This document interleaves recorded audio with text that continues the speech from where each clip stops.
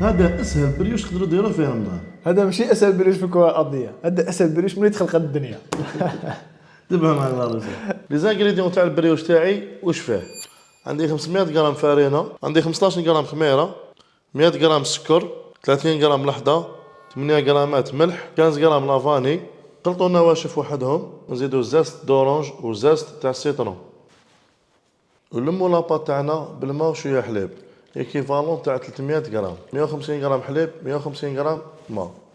لاباط تاعي لازم تكون لا تيكستور تاعها هكذايا، تجي طريه لاباط. ور معجناها شويه نزيدو 30 غرام تاع زبده دايبه.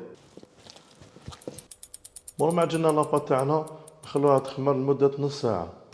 بعد ما خمرت لاباط تاعنا دوك نبوليو لاباط تاعنا على 150 غرام الحبه ونفاصونيو.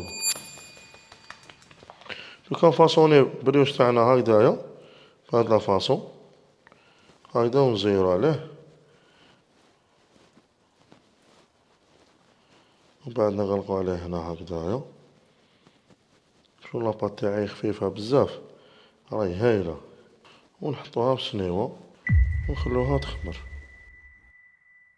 ندهنو البريوش تاعنا بشويه صفر بيض ونزيدولو شويه لافانو وشويه حليب. بسم الله.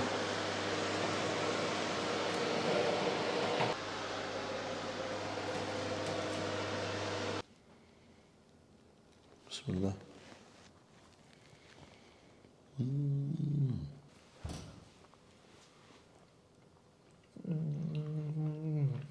مع كلام. هذا في السحور ولا في السهرة مع اتاي لا؟ ما بنينا. بسم الله مرحبا. خفوفي هذا.